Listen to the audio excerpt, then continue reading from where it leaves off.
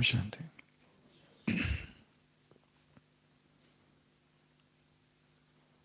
किसी एक महानगरी में एक बौद्ध भिक्षु का आगमन हुआ। उसका नाम थोड़ा अजीब था, कोटिकर्ण।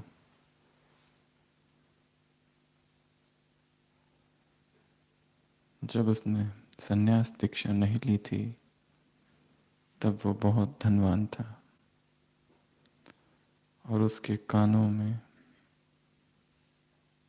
स्वर्ण की बालियां लगाता था, इसलिए उसका नाम था कोटिकर्ण। तो ये जो भिक्षु था बहुत अद्भुत तपस्वी, वैरागी। उसकी वाणी में अद्भुत सा आकर्षण था और गांव के लोग वहाँ एकत्र होते थे और ज्ञान की वर्षा होती थी। वो आकर बैठी और ऐसी खो गई सुनते सुनते। चित्त की गहराई की बातें, अध्यात्म की बातें, संसार से विरक्ति की बातें कि वो खो गई।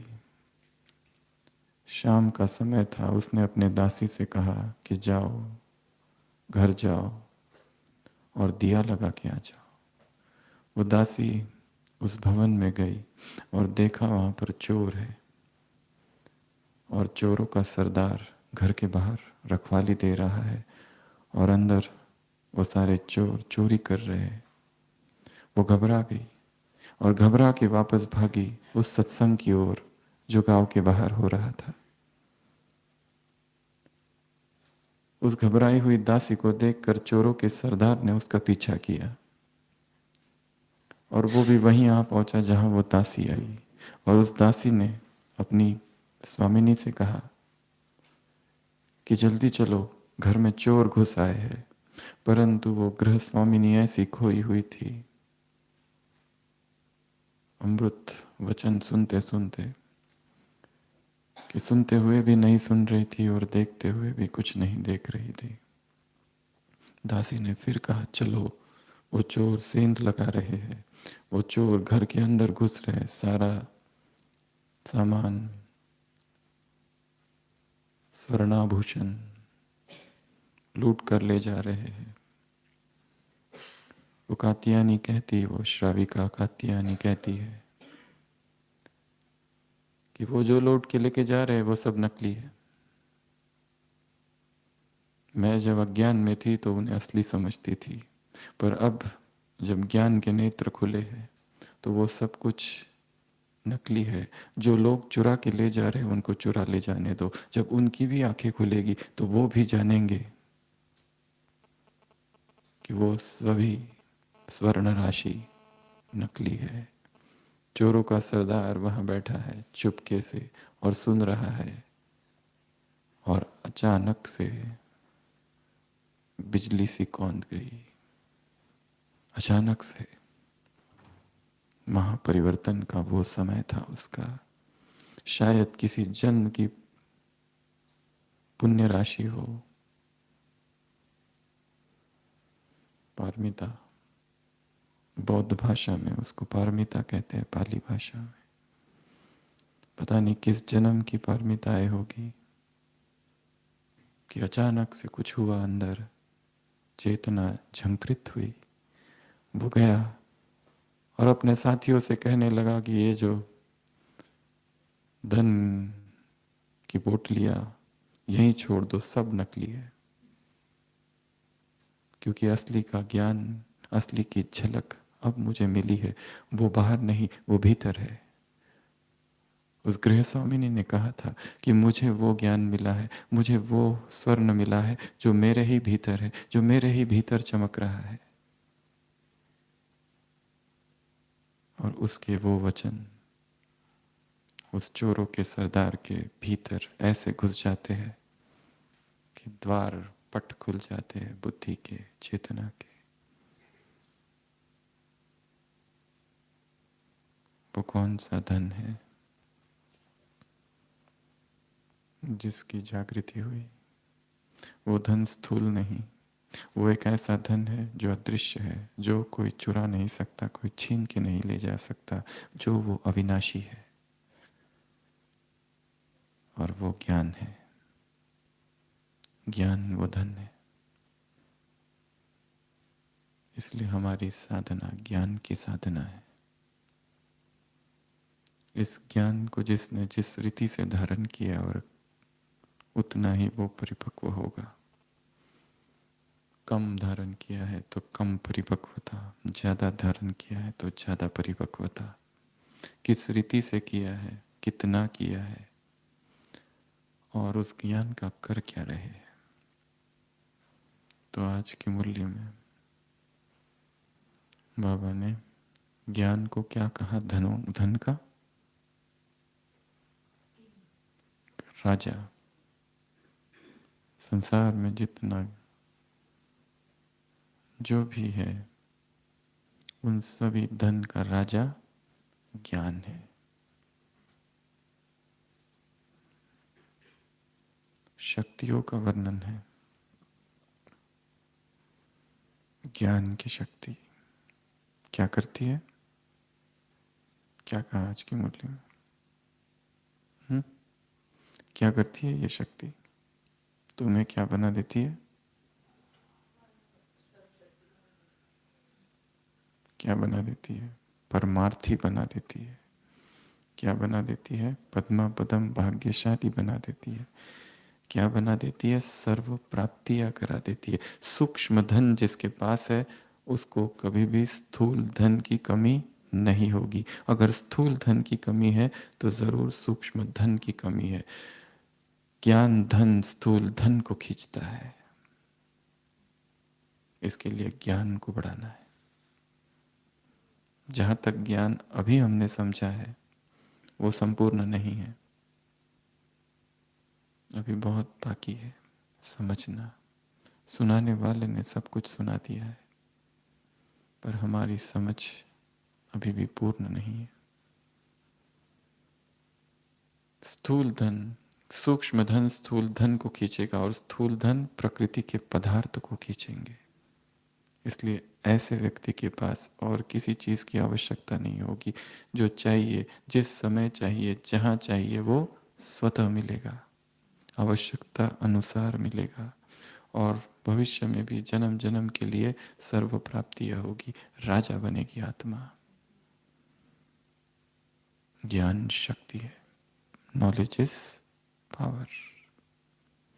शक्ति के रूप में उसे लेना है। आत्मा में शक्तियां धारण करनी है, और ज्ञान वो शक्ति है। और केवल ज्ञान किसी को शक्तिशाली नहीं बनाता, ज्ञान का चिंतन शक्तिशाली बनाता है। ज्ञान का मनन शक्तिशाली बनाता है। ज्ञान को अंदर समाने दो। ज्ञान का अनुभव शक्तिशाली बनाता है। एक है सूचनाएं, इंफॉर्मेशन, मैं आत्मा हूं, वो परमात्मा है, आत्मा के ये गुण, परमात्मा के वो गुण, ये परम धाम, ये संगम युग, ये भगवान आया है, ये ब्रह्मा तन में आया है, विनाश सामने खड़ा है, जाने का समय आ गया है। सूचनाएं बहुत एकत्र की है, अनुभव कुछ और है। एक है सूचनाएं, एक है ज्ञान, एक है विजडम। विजडम अर्थात विवेक। उस ज्ञान ने विवेक का रूप धारण किया है, और फिर वो ज्ञान प्रैक्टिकल हो जाए, वो ज्ञान दिखाई दे, और वो ज्ञान शक्ति का रूप धारण कर ले, वो ज्ञान गुणों का रूप धारण कर ले। गुण दिखाई दे, ज्ञान दिखाई नहीं दे रहा है, गुण दिखाई दे रहे हैं। जैसे देवताओं में शक्तियां दिखाई नहीं देती है, गुण दिखाई देते हैं। उसी तरह तीसरे नंबर की शक्ति कौन सी बताई आज की मुरली में? ज्ञान की शक्ति। ज्ञान को शक्ति के रूप में धारण करना।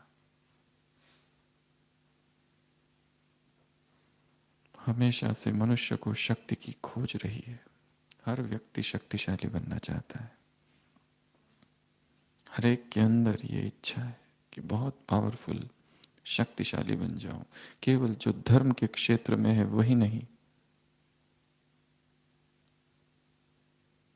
क्यों ये सारे cartoon, comics, magazines, TV serials, movies ऐसे किरदारों पर बनी जिनमें सुपर पावर्स थी, जैसे कि स्पाइडरमैन, सुपरमैन, ही मैन, बैटमैन, बैटवुमन,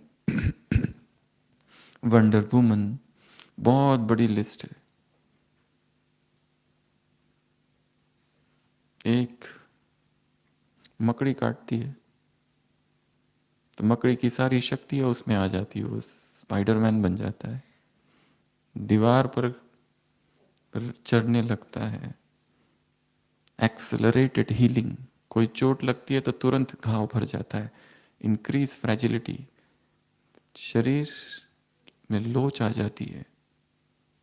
कूदने लगता है, पावर आ जाती है, super powers, super agility, super strength, wall crawling. अचानक से शक्तियां जागृत हो जाती है। एक साधारण व्यक्ति था, सुपरमैन बन जाता है। ये सुपर पावर्स की कल्पना हमेशा मनुष्य ने की है। भारतीय दर्शनों को देखो तो उसमें सिद्धियां है। आज की मुरली में बाबा ने सिद्धियों को भी याद किया। क्या कहा सिद्धियों के बारे में? तुम्हें सिद्धियां स्वीकार नहीं करनी है। सिद्धियों का वर्णन पतंजलि योग सूत्र में है कि जो भी योग के मार्ग में साधना करेगा उसे सिद्धियां मिलेगी। अष्ट सिद्धियां, 108 सिद्धियां, ढेर सारी सिद्धियां है। पानी पे चलना, आकाश गमन, संजीवनी सिद्धि, अहिमा, महिमा, गरिमा, बहुत सारी सिद्धियां है। जो चाहिए वो सामने आ जाए। छोटा हो जाना, बड़ा हो जाना, भारी हो जाना, हल्का हो जाना, अष्ट सिद्धियां। हमेशा भारतीय दर्शनों में भी शक्ति, जो असुर थे वो तपस्या करते थे, किस लिए करते थे? शक्ति के लिए। और ये जो विदेश के लोग जिन्होंने ये सारी फिल्में बनाई, वो धर्म को नहीं मानते परंतु शक्ति को जरूर मानते हैं। शक्ति चाहिए, सुपर पावर्स। आसमान में उड़ने लगूं, कोई मर रहा है उसे जाके बचा लूं, कोई पूरी की पूरी बस उठा लूं। शक्तियां।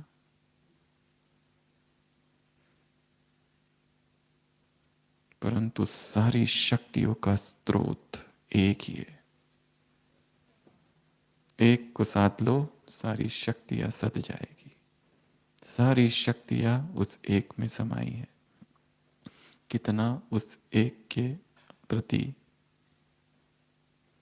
हम एकाग्र है, अपने आप सर्व शक्तियां हमें आने लगेगी। हमारे सामने फिर ये Superman, Spiderman, Batman, steel man, he man, iron man, Shaktimaan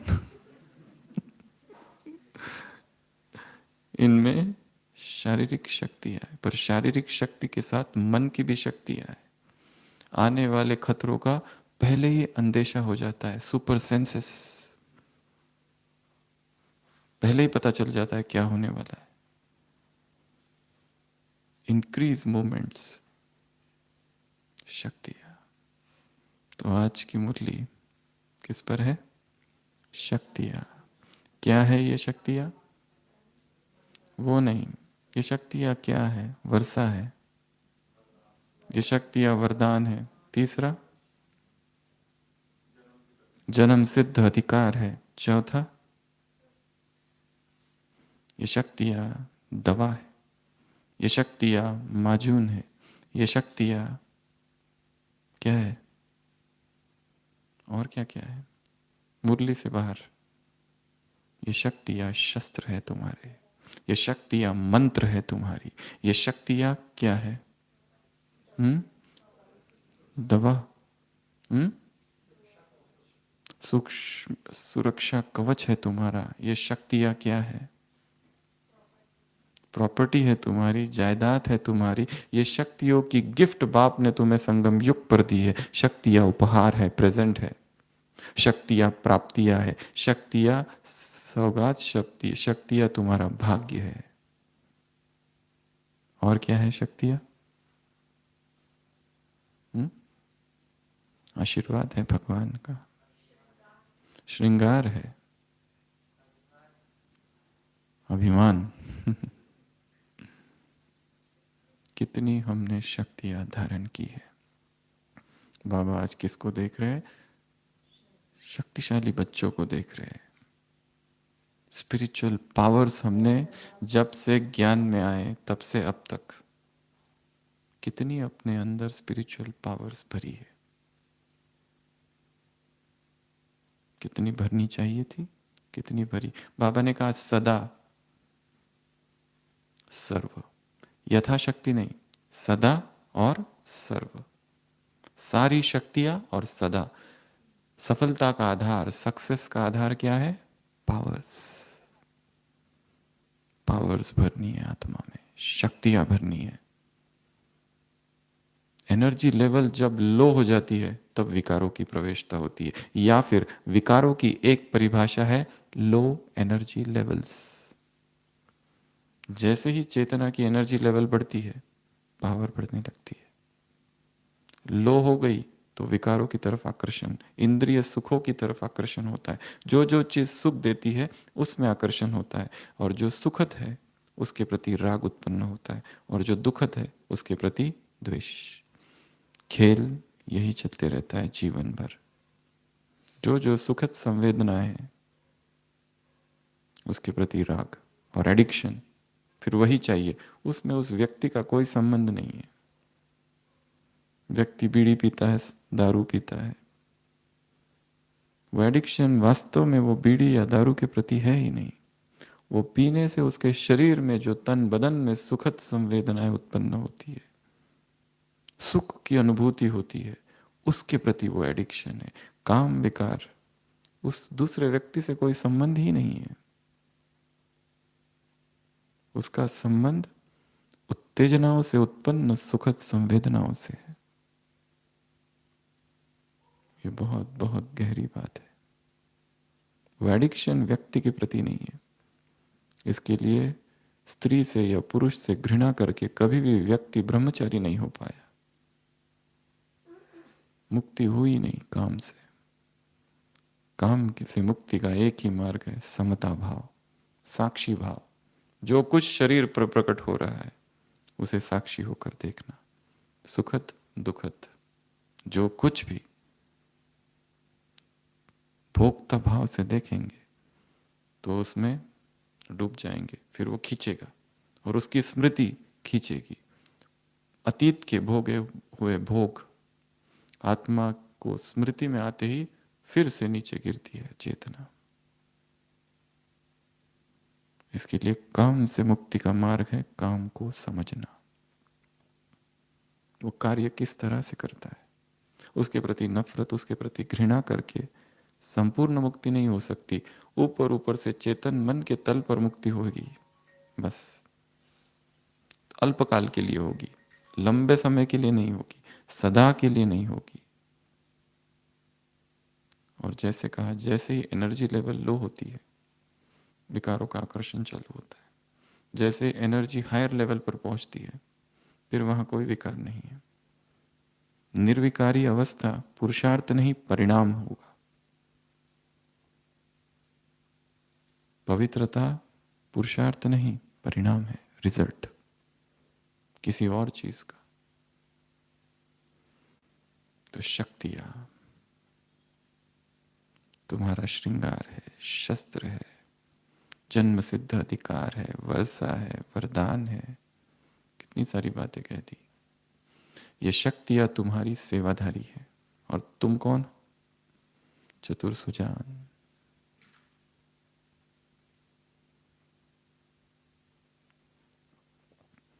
कितनी शक्तियों का वर्णन किया आज। पहली तन, दूसरी मन, तीसरी धन और चौथी संबंध। सबसे ज्यादा वर्णन किसका किया? धन का। इतना सा वर्णन है। ज्ञान का, मन का तो इतना सा ही है, 2 लाइनें हैं। तन का सबसे ज्यादा वर्णन है। सबसे ज्यादा वर्णन किसका है? तन का। 2 बड़े बड़े पैराग्राफ है। मन की शक्ति के बारे में क्या कहा? मन की शक्ति अर्थात संकल्प शक्ति। मन की शक्ति अर्थात शुभ श्रेष्ठ कल्याणकारी संकल्प। मन की शक्ति अर्थात जो मन कभी उदास ना हो, ऐसा पावरफुल माइंड जो घबराए नहीं, जो भटके ना, जो एकाग्र रहे, जो दुख को ग्रहण ना करे, उसको कहेंगे पावरफुल माइंड। चारों तरफ से विरोध ही विरोध, चारों तरफ से निंदकों की सेना पीछे पड़ी है, चारों तरफ से तलवार लेकर लोग पीछे पड़े हैं मारने के लिए, परंतु योगी तटस्थ है, व्यर्थ से मुक्त है। उनके व्यर्थ संकल्प योगी को प्रभावित नहीं करते, क्योंकि योगी के पास क्या होता है? The powerful mind. उसके लिए यह सब खेल है, मिथ्या है, व्यर्थ है। मन की शक्ति अर्थात संकल्प की शक्ति, एकाग्रता की शक्ति, जो मन भटके ना। मन की शक्ति अर्थात मास्टर सर्वशक्तिवान, जहां पर सारी शक्तियां जब चाहो, जहां चाहो, जितना समय चाहो, जब आह्वान करना चाहो आ जाए, सेवाधारी हो जाए शक्तियां। ये क्या कहती है? अलंकारिक भाषा है। किसी को बुलाओ और वो आ जाए। क्या उनका कोई रूप है? कोई रूप नहीं। ये भाषा की अलंकारी भाषा है, सौंदर्य है। और किसी मुरली में बाबा ने यह भी कहा है कि तुम्हें आह्वान भी करने की आवश्यकता नहीं है, अपने आप शक्तियां प्रकट होगी। जिस समय जो शक्ति चाहिए वो सहन करना है, अपने आप सहन करने की शक्ति आ जाएगी। कोई चीज समानी है, अपने आप समाने वाली शक्ति। मुरली में उदाहरण दिया शीतलता और आग, अपने समय पर आएगी।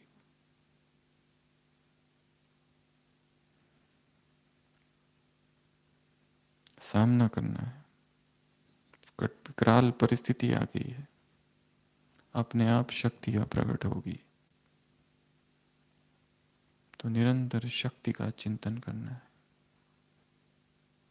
मुझ में शक्तियां है, अपनी शक्तियों को जगाना है। जैसे हनुमान भूल चुका था, किसी ने बताया तब जागृत हुई। यहां भगवान हमको रोज बताता है, आत्मा में शक्तियां भरी पड़ी है। देवताओं की सभा हुई, काल्पनिक कहानी है। देवताओं ने सोचा कि मनुष्य को अगर वो सारी शक्तियां दे दे तो वो उत्पात करेगा, वो उपद्रव करेगा, इसलिए हमें सारी शक्तियों को छिपा के रखनी है। कहाँ छिपा के रखे? किसी देवता ने कहा आसमान के ऊपर छिपा के रख दिया जाए, मनुष्य कभी नहीं पहुंचेगा। पर बाकियों ने कहा कि नहीं, एक दिन मनुष्य हवाई यान की खोज करेगा और पहुंच जाएगा। किसी ने कहा समुद्र की गहराइयों में छिपा देते हैं, दूसरों ने कहा ना, वहां पर भी मनुष्य पहुंच जाएगा। किसी ने कहा गुफाओं में छुपा देते हैं, सारी शक्ति है जो मनुष्य को शक्तिशाली बना दे, सुपरमैन, सुपर पावर्स। किसी ने कहा जंगलों में। सब अपनी अपनी राय देने लगे, पर सब ने कहा नहीं, वहां मनुष्य पहुंच ही जाएगा। और एक देवता ने आखिर में कहा कि हम ऐसा करते हैं, शक्तियों को कहाँ छिपा दे? जहां मनुष्य कभी भी नहीं पहुंच पाएगा, उसके मन में छिपा दो, उसकी अवचेतन सबकॉन्शियस माइंड में छिपा दो। वो सब जगह ढूंढेगा परंतु अंदर नहीं जाएगा। वहीं पर छुपा दो सारी शक्तियों को। तो हर एक में शक्तियां है, बहुत सारी पावर्स है, परंतु जैसे वो मैग्नीफाइंग ग्लास, सारे दिन भर एक कागज को रख दो सूरज के नीचे, जलेगा ना, क्योंकि विकीर्ण है शक्तियाँ। एकाग्र हो जाए, उस मैग्नीफाइंग ग्लास को रख दो और थोड़ी देर में कागज चलने लगेगा। जहाँ जहाँ एकाग्रता होगी वहाँ शक्तियाँ प्रकट होगी, जहाँ जहाँ पवित्रता होगी वहाँ शक्तियाँ प्रकट होगी, जहाँ जहाँ साधना होगी वहाँ शक्तियाँ प्रकट होगी, जहाँ तपस्या होगी वहाँ शक्तियाँ प्रकट होगी, जहाँ प्रभु प्रेम होगा वहाँ शक्तियाँ प्रकट होगी, जहाँ अशरीरीपन है वहाँ शक्तियाँ प्रकट होगी। स्वतः वरदान के रूप में, वर्षे के रूप में।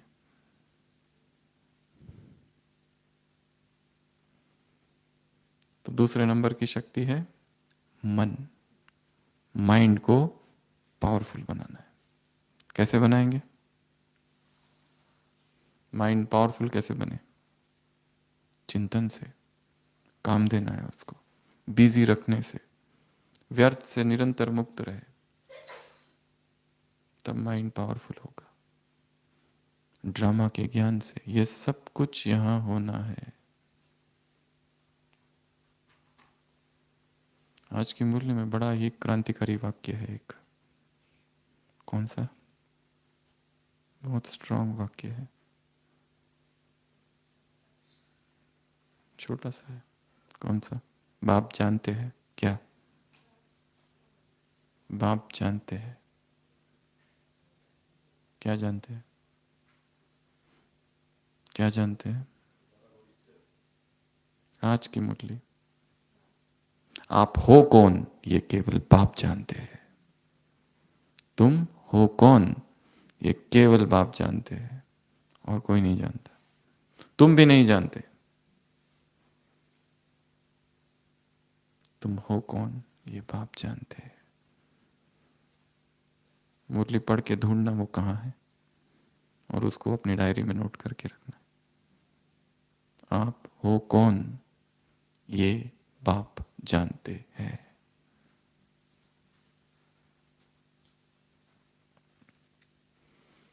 मन को स्ट्रांग बनाने के लिए चाहिए चिंतन, मन को स्ट्रांग बनाने के लिए चाहिए मनन, मन को स्ट्रांग बनाने के लिए चाहिए अध्ययन, रीडिंग। हर दिन एक अव्यक्त मुरली का अध्ययन।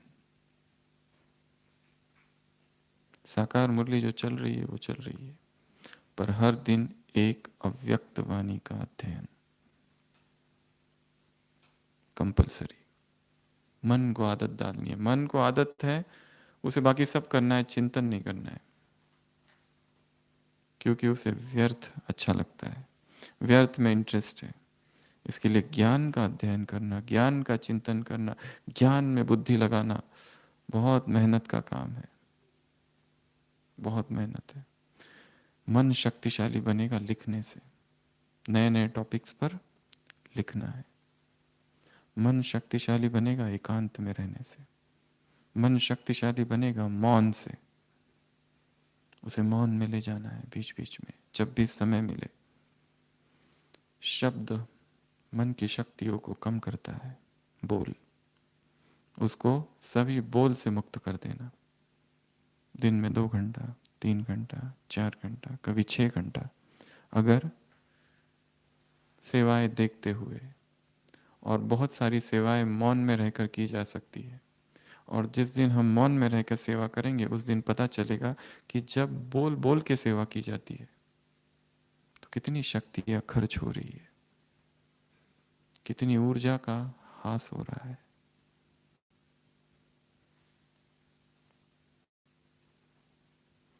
मन को स्ट्रांग बनाना।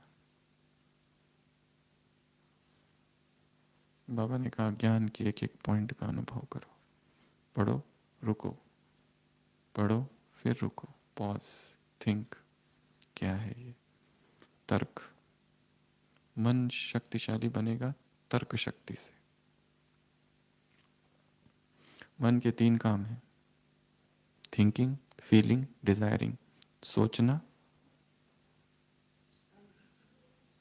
महसूस करना, फील करना, और तीसरा इच्छा करना। ये मन के 3 फंक्शंस है। इन तीनों पर काम करना है। सोच पर काम करना, फीलिंग्स इमोशंस पर काम करना, और तीसरा डिजायर्स पर काम करना। मन क्या चाहता है।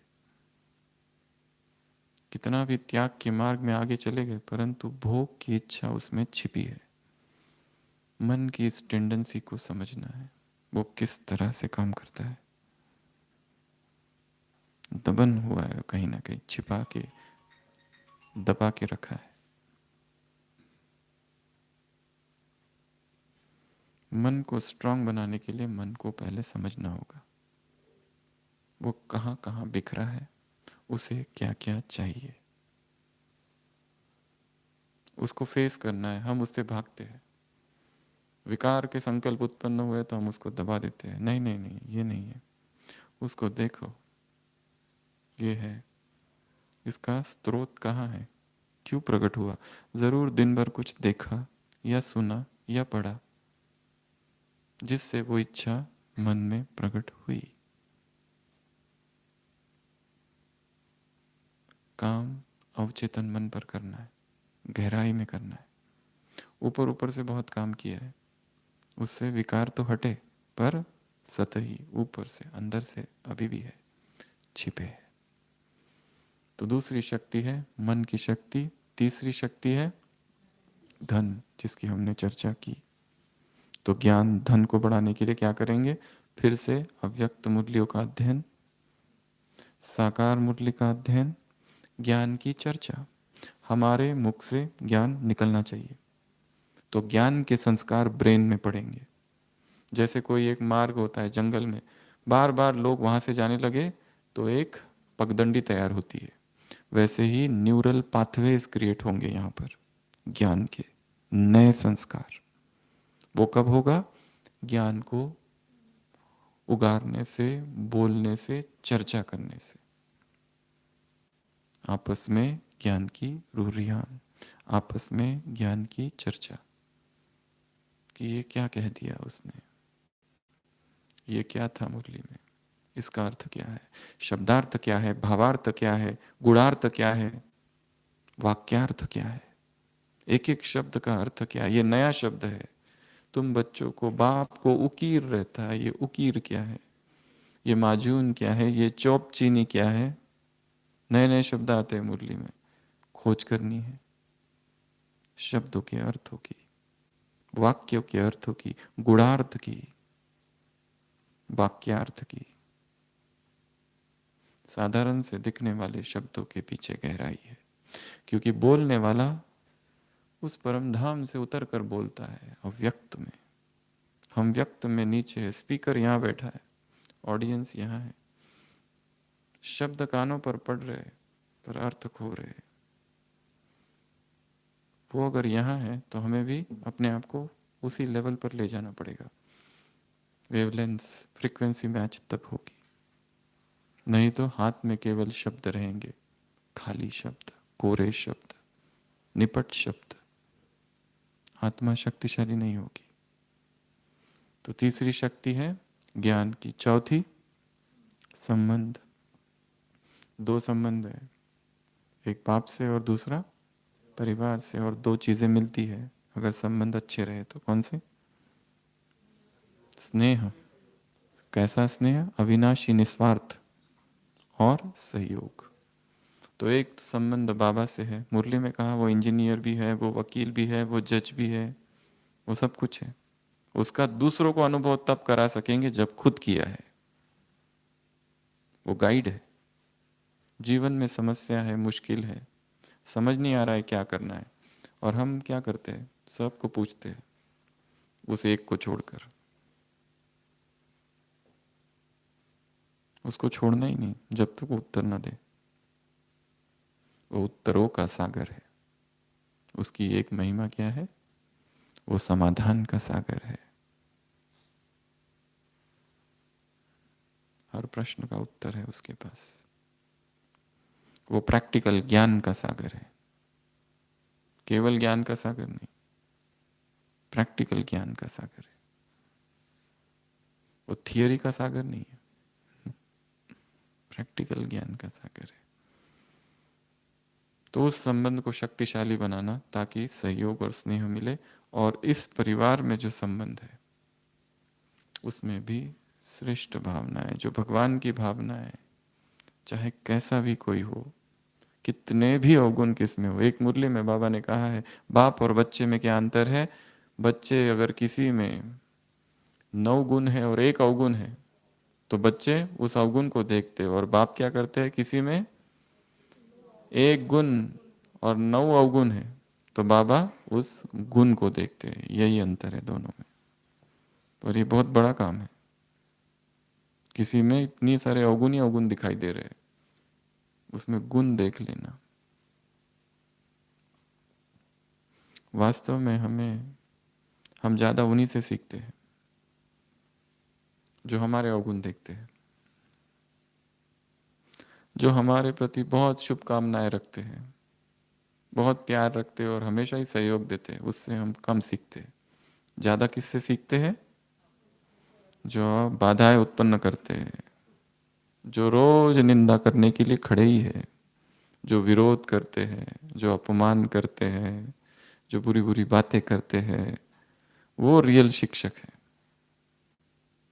क्योंकि उनके प्रेजेंस में हम कैसे रहते हैं, अलर्ट रहते हैं, कोई भी गलती नहीं होनी चाहिए।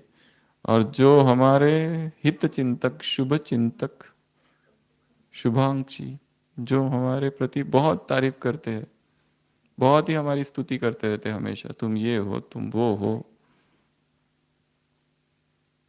उनसे क्या फायदा है।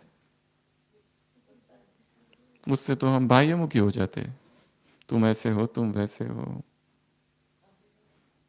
और अपमान होता है तो व्यक्ति बाह्यमुखी होता है या अंतर्मुखी होता है, अंतर्मुखी हो जाता है, एकदम चुपी हो जाता है।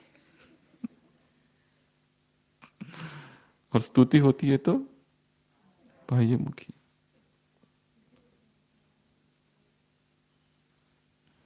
तीसरी शक्ति चौथी संबंध की शक्ति। तो ये 4 शक्तियां हैं। मुख्य चर्चा है पहली, शरीर।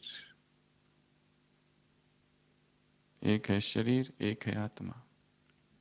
शायद हमने आत्मा का इतना ज्यादा चिंतन किया कि शरीर का चिंतन छूट चुका है। परंतु शरीर और आत्मा जैसे एक है, क्योंकि अगर आत्मा, शरीर में कुछ होता है तो आत्मा को कुछ होता है, अगर आत्मा को कुछ होता है तो शरीर को कुछ होता है। आज की मुरली में एक भाग की चर्चा है केवल, कि आत्मा अगर शक्तिशाली हो जाए तो शरीर पर क्या होता है। पर यदि शरीर शक्तिशाली होता है तो उसका भी आत्मा पर प्रभाव पड़ेगा। यदि शरीर निरोगी है तो अपने आप आत्मा भी निरोग का अनुभव करती है। और शरीर जिस दिन बीमार है उस दिन योग करने की इच्छा होती है क्या। 102 बुखार, करो अशरीरीपन, परम धाम में जाओ, जाती है क्या आत्मा। बदन दर्द हो रहा है, उठने की इच्छा होती है अमृत वेला ना। शरीर पर जो कुछ होता है वो सीधा आत्मा पर होता है, आत्मा पर जो कुछ होता है शरीर पर होता है। 1 यूनिट,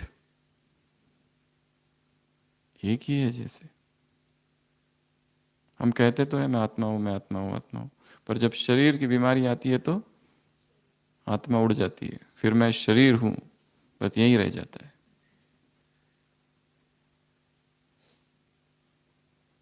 तो 4 शक्तियों में पहली बाबा ने कहा शरीर, दूसरा बताया मन को शक्तिशाली बनाना, तीसरा बताया धन ज्ञान को बढ़ाना, चौथा बताया संबंध, संबंध को ठीक ठाक करना।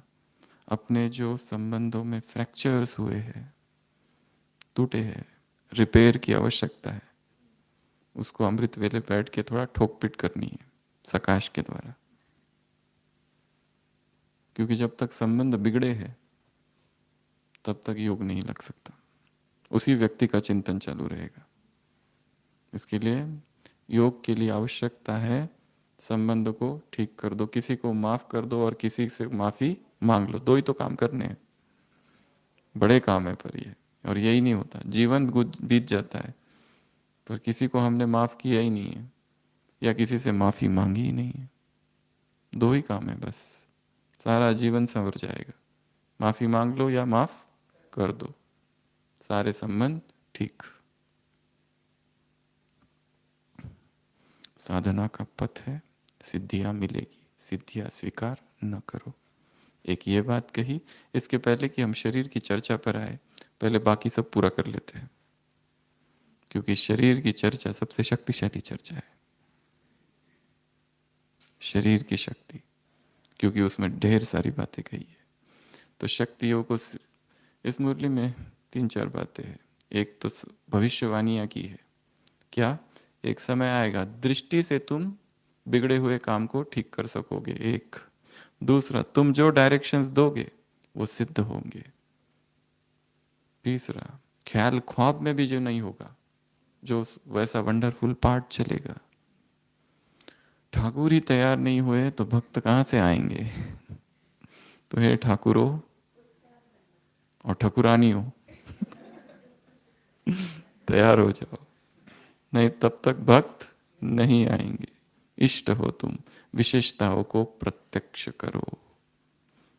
तुम हो कौन, बाप जानते हैं। यहां पर ये वाक्य आता है, तुम हो कौन, इन्वर्टेड कॉमा, बाप जानते हैं। तो सिद्धियां, शक्तियां। और बाबा ने एक बहुत जबरदस्त बात कही है कि सिद्धियों को स्वीकार नहीं करना है, नहीं तो सिद्धियों में खो जाएंगे। इसीलिए सभी धर्मशास्त्रों में कहा गया है कि सिद्धियों के प्रति आकर्षित ना होना। सिद्धि आ गई कि पतन चालू हो जाता है। जैसे एक योगी बैठा है झाड़ के पास, समुद्र है, समुद्र में एक नाव जा रही है, बहुत सारे लोग हैं उसमें, 40 लोग। एक भगत उसके पास आता है कि हमने सुना है आप बहुत पहुंचे हुए महात्मा हूं, हमें भी आपकी सिद्धियां देखनी है। वो कहता है अभी दिखाता हूं, और आदेश देता है हवा रुक जा। हवा को आदेश देता है, हवा रुक जाती है, वो नाव, वो जहाज डूब जाता है क्योंकि हवा रुक गई। और जितने लोग, सारे लोग उसके अंदर के मर गए। उनके मौत का जिम्मेदार ये शक्तियां खलास, विकर्म कर दिया ना। सिद्धियां, इसके लिए सिद्धियां होगी। सिद्धियां जैसे कल क्या होने वाला है कईयों को पहले ही पता चल जाता है। थॉट रीडिंग, माइंड रीडिंग, किसी के मन को रीड कर लेना, किसी के थॉट को रीड कर लेना, ऐसे बहुत सारी चीजें। दूर श्रवण, दूर ध्वनि, स्वप्न में दिखता है किसी किसी को। दूर की चीजों को सुन सकते हैं, देख सकते हैं। बहुत बड़ी लिस्ट है सुपर पावर्स की, सिद्धियों की। पर वो आ गई और उसका यदि अभिमान हो गया तो पथभ्रष्ट हो जाता है योगी। इसके लिए सिद्धियां आएगी, पर उसको छिपा के रखना है, या तो उसका वर्णन या नहीं करना है। करोगे तो अभिमान आएगा। जैसे बीच में एक बार एक माता मिली थी, तो वो कह रही थी कि सेंटर पर हम हैं, और जैसे ही मुरली क्लास पूरी हो जाती है तो सारे लोग मेरे इर्द गिर्द आके बैठ जाते हैं। क्यों? क्योंकि उसमें कुछ हीलिंग पावर आ गई है। किसी के घुटने में दर्द है, मैं ऐसे हाथ रखती हूँ, ध्यान लगाती हूँ, तो वो दर्द चला जाता है। किसी को कुछ हो रहा है तो मैं कुछ करती हूँ तो कुछ हो जाता है। और उसको जैसे वरदान मिला है, वो हीलिंग पावर्स फटाफट ठीक करने लगती है। परंतु उसमें खतरा है, कर्म फिलॉसफी में इंटरफियर कर रहे हैं किसी के, और अभिमान आ सकता है। किसी किसी को आत्माएं दिखती है, किसी किसी को कुछ होता है। तो ये सारी सिद्धियां हैं, पर बहुत खतरे हैं इसमें। इसलिए शास्त्रों में भी कहा है और बाबा ने भी आज कहा, सिद्धियों को स्वीकार नहीं करना है। कुछ हो रहा है, प्रकट हो रहा है, होने दो, ठीक है। हम कहे बारिश आ रही है, रुक जा, रुक गई, तो पहला काम क्या करते? सबको जाके बताते, बाबा से योग लगाया, बारिश रुक गई।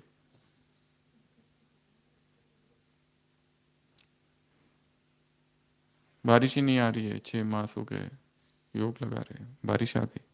पर अभी इतनी ज्यादा बारिश आई कि लोग मर रहे हैं। किस किस ने योग लगाया था? प्रकृति अपना काम कर रही है, उसको करने दो। प्रकृति को सकाश ही देनी है तो ये सकाश नहीं दो कि बारिश आ जाए या रुक जाए, पवित्रता की सकाश दो, बस। फिर वो बारिश आए या न आए, ये उसका काम है। प्रकृति के नियमों के, प्रकृति के डिपार्टमेंट में इंटरफियर नहीं करना है और ना ही कर्मों के डिपार्टमेंट में इंटरफियर करना है। ये दो डिपार्टमेंट है। मैं पतित को पावन बनाने आया हूँ। तुम्हारी खांसी से मुझे कोई लेना देना नहीं, ना तुम्हारे शरीर की बीमारी से मुझे कोई लेना देना है, ना तुम्हारे धंधे से मुझे कोई लेना देना है। मुरलियों में आता है ये। हाँ, वो संबंध है तो सुना सकते हैं, बता सकते हैं, पर भोगना तो हर एक को अपनी बीमारी खुद है। तो अभी आते हैं मुख्य पर, शरीर। क्या कहा शरीर की शक्ति के लिए? जब आत्मा स्वस्थ है तो क्या होता है शरीर में? सूली से काटा, बीमारी, हिसाब किताब, सूली से काटा एक। दूसरा, बीमारी के चिन्ह इतने प्रकट नहीं होते और चेहरे पर नहीं दिखाई देते। कष्ट की अनुभूति नहीं होगी। कष्ट के वाइब्रेशन वो आत्मा नहीं फैलाएगी। कौन से वाइब्रेशन फैलाएगी? संतुष्टता की। हमने दादी जानकी को देखा है, सभी ने देखा है। शरीर में बहुत सारे हिसाब किताब थे, परंतु स्थिति बहुत ऊंची, टॉप। आत्मा स्वस्थ थी। शरीर में चाहे जो कुछ हो रहा है, आत्मा नीचे नहीं आएगी। शरीर को भी स्वास्थ्य का अनुभव। और ब्राह्मण अलौकिक जीवन में तुम्हें कौन सा वरदान मिला है? सदा स्वस्थ भव। और यहां बाबा ने कहा दो शक्तियों का वर्णन किया है जो बीमारी में यूज करनी है, समाना और सहन करना। सहन करना है शक्तियां। जब चाहो तब शक्तियों का आह्वान करो। तुम मास्टर सर्वशक्तिवान हो, राजे हो, राजयोगी हो। बीमारियां जो कुछ हो रहा है, पहला तो वो आए ही नहीं, इसका पुरुषार्थ। और दूसरा, अगर आ जाती है तो सामना करना, सहन करना, अचल अडोल रहना, स्थिर रहना, शक्तिशाली रहना, शक्तियों का आह्वान करना, ये काम करना है। और क्या हो जाएगा? आत्मा शक्तिशाली होगी तो ऐसी आत्मा क्या नहीं करेगी दूसरों के सामने अपनी बीमारी का वर्णन। सबसे ज्यादा बीमार तो, सबसे ज्यादा बीमारी किससे बढ़ती है? जितना हजारों लोगों के सामने उसका वर्णन किया जाए, वो इधर प्रिंट होती रहती है, होती रहती है, होती रहती है, होती रहती है। यहाँ पे दर्द है, वहाँ दर्द है, ये होता है, वो होता है। एक को सुनाया, वो गया, दूसरा आया, वो सुनना भी नहीं चाहता, फिर भी उसको सुना रहे हमें क्या क्या होता है। फिर वो गया, फिर तीसरा, फिर चौथा, फिर पांचवा, सबको सुनाते फिर रहे। क्या हो रहा है? बीमारी।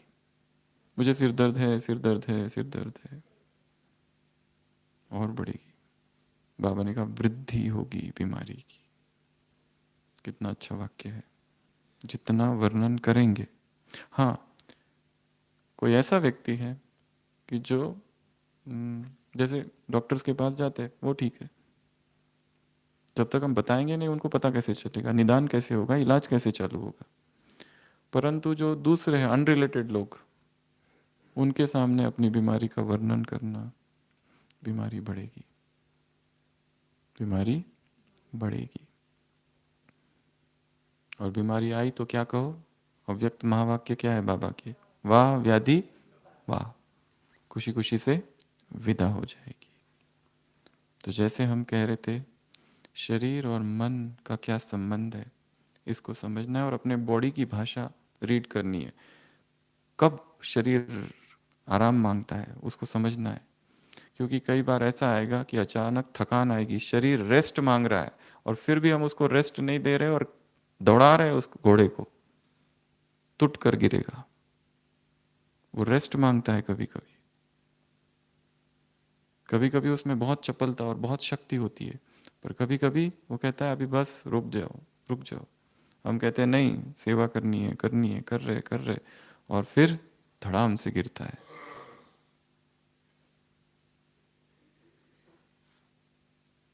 और शरीर को स्वस्थ रखना ये योगी का कर्तव्य है। क्योंकि जब शरीर बीमार पड़ता है तो आत्मा भी बीमार होती है, प्रभाव तो पड़ता ही। ऐसे इक्के दुक्के महान योगी है जो बहुत ऊंचे है, शरीर को कुछ भी हो रहा है पर उनको प्रभाव नहीं है। हमें याद है एक बार हम दिल्ली में थे, कॉन्फ्रेंस थी, 2012 शायद, 11 या 12। अचानक फ़ोन आया कि जानकी दादी की तबीयत बहुत ख़राब हो गई है रात में, जल्दी आ जाओ, कॉन्फ्रेंस छोड़ दो, आ जाओ। सुबह सुबह फ्लाइट ली और सुबह सुबह पहुँचे। रात में तबीयत बहुत ख़राब थी दादी की। सुबह सुबह गए कॉटेज में, दादी कहाँ है? डायमंड हॉल में क्लास चालू है। ठीक हो गई? हाँ, सुबह ही ठीक हो गई। प्रकृति जीत आत्मा थी वो। तो हमें भी ऐसा प्रकृति जीत बनना है। एक दो बातें और है शरीर की, ट्रैफिक कंट्रोल की बात है। सभी अलर्ट होके बैठेंगे। स्वमान, मैं मास्टर सर्वशक्तिवान हूँ, मुझ में शिव की सारी शक्तियाँ हैं, मैं शिव शक्ति हूँ, सब शक्तियाँ मुझ में समाहित है। इस शक्तिशाली स्वमान के साथ ये टाइटल भी है और श्रेष्ठ स्थिति भी है।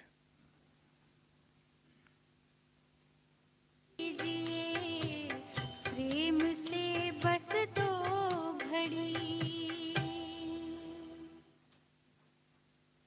बाबा ने कहा शक्तियाँ अगर नहीं होगी तो अर्जी डालते रहेंगे, तो अर्जी डालने वाले नहीं, राजी रहने वाले बनो। तो जैसे कहा कि आत्मा का प्रभाव शरीर पर पड़ रहा है, आत्मा स्वस्थ है तो शरीर स्वस्थ है, उसी तरह यदि शरीर स्वस्थ है तो आत्मा भी पुरुषार्थ का उमंग उत्साह रहेगा उसमें। शरीर ही बीमार है, बार बार बीमार पड़ रहा है, तो टाइम जा रहा है, दवाइयाँ, हॉस्पिटल्स, ढेर सारी बातें, दिनचर्या डिस्टर्बेंस, बुद्धि में वही चीज़, इस उंगली में दर्द है, सारा ध्यान इस उंगली की तरफ है। कहाँ से योग और कहाँ से ज्ञान, और ज्ञान की गहराई। तो स्वास्थ्य संबंधित 7 बातें हैं, A B C D E F G. A, अनाज की मात्रा कम करनी है, अपने आहार में अनाज की मात्रा कम करते जाओ। ढेर सारे रिसर्च अवेलेबल है, जिनको किताबें पढ़नी है पढ़ सकते हैं, जिनको मेडिकल साइंस की किताबें पढ़नी है वो भी पढ़ सकते हैं, जान सकते हैं क्या हो रहा है उससे। वो हेवी डाइट है। जितना आहार हल्का होगा, आत्मा अशरीरीपन का अभ्यास हो सकेगा। सुबह भी अनाज, दोपहर में भी अनाज, रात को भी अनाज। अनाज में 3 चीज़ें मुख्य है, दाल, रोटी, चावल। सुबह भी रोटी, दोपहर में भी रोटी, शाम को भी रोटी। हेवी डाइट है ये। योगी का आहार सूक्ष्म है। ए बी, बेकरी, बेकरी और बेकरी प्रोडक्ट्स कब्ज करने वाले हैं, कॉन्स्टिपेशन लाने वाले हैं, वो पचता नहीं है, वहाँ पर ठहरा रहता है। और योग के लिए सबसे आवश्यक चीज़ है क्लीन स्टमक। क्लीन स्टमक, पेट साफ जितना होगा उतना योग शक्तिशाली होगा, पावरफुल लगेगा, नींद जरा भी नहीं आएगी। अनाज में थोड़े दोष है, प्रमाद है उसमें, नींद है, जड़ता है, आलस लाता है। इसलिए दोपहर में भोजन करने के बाद क्या करने की इच्छा होती है? सोने की इच्छा होती है, एकदम सो जाओ, कोमा सीधा। अगर कोई ना उठाए और सेवा ना हो तो उठने का कोई चांस ही नहीं। इसलिए संसार में लोग संडे के दिन सबसे ज्यादा सोते हैं, कमी पूरी करते हैं।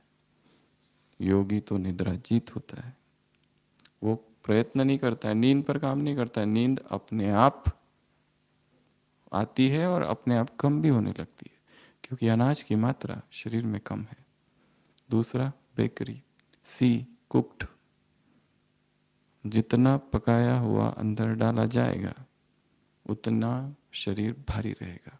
जितना अपक्व होगा, कम पकाया हुआ होगा, स्टीम्ड वाला होगा, उतना शरीर में ऊर्जा रहेगी, स्वास्थ्य रहेगा, क्योंकि प्रकृति के समीप है, प्रकृति के नियमों में चल रहे हैं। प्रकृति के नियम तोड़े कि बीमारी आई।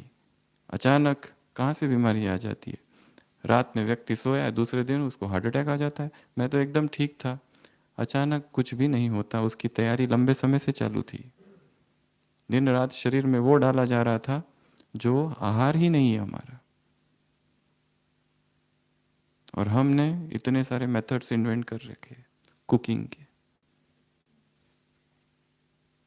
तीसरा, चौथा, डी। डी अर्थात डू नॉट। 4 चीजें हैं या 3 चीजें ले लो।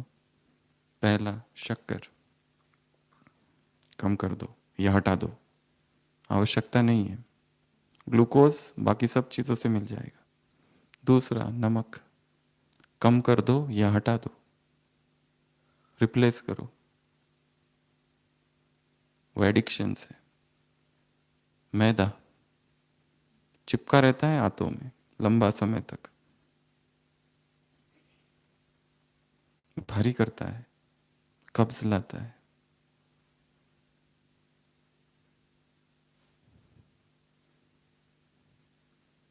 वाइट पॉइजन है सारे, तीनों भी। चौथा छोड़ देते। ई, एनिमा, प्लेन वाटर एनिमा। ये संजीवनी है, शक्ति है इसमें। जो इस मार्ग पर चलेगा, शुरुआत में उसे इसका सहारा लेना पड़ेगा, जिससे इतने लंबे समय जो बड़ी आंत है और उसमें जो कुछ मल टॉक्सिन्स भरे हैं वो बिना इसके नहीं निकल सकते। क्लीन स्टमक ये योग की पहली क्राइटेरिया है। और constipated body and mind can not do yoga. और जिन्होंने अभी तक प्रयोग नहीं किया है वो कर सकते हैं, और फिर परिणाम जो सामने आएंगे वो चमत्कारिक होंगे। जो हल्कापन शरीर में होगा और जो अशरीरीपन की अवस्था होगी वो आज तक ऐसी होगी कि जैसे टर्निंग पॉइंट आ गया जीवन में। जो आज तक अनुभव नहीं किया वो उस दिन हो जाएगा। ई, एफ, फास्टिंग वंस वीक, हफ्ते में 1 दिन उपवास। किसी ड्राइवर को कहो गाड़ी चलाओ 7 दिन कंटिन्यूअस, रुकना ही नहीं बिल्कुल, क्या हालत हो जाएगी उसकी। हम यही कर रहे हैं पेट के साथ, सुबह से रात तक उसको खिलाए जा रहे हैं, खिलाए जा रहे हैं, खिलाए जा रहे हैं। वो कहता है, तड़प रहा है, रेस्ट, मुझे आराम चाहिए। उसको आराम दो थोड़ा, एटलीस्ट हफ्ते में 1 बार या 15 दिन में 1 बार। जो एकदम नहीं कर सकते वो 12 घंटे से चालू करेंगे। सफल हो गए, 14 पर ले जाओ, 16 में ले जाओ, 18, फिर 24। लास्ट, जी, ग्रीन्स। हरे को अपने भोजन में ज्यादा से ज्यादा लाओ, अर्थात सलाद। जो कुछ हरा है प्रकृति का है, ग्रीन ब्लड कहा जाता है उसको, क्लोरोफिल। तो जितना आहार प्राकृतिक होगा उतना स्वास्थ्य होगा, और जितना स्वास्थ्य होगा आत्मा शक्तिशाली होगी, आत्मा में नई ऊर्जा आएगी। तो ये थी 4 बातें, शरीर, मन, धन और लास्ट, संबंध। अच्छा, ओम शांति।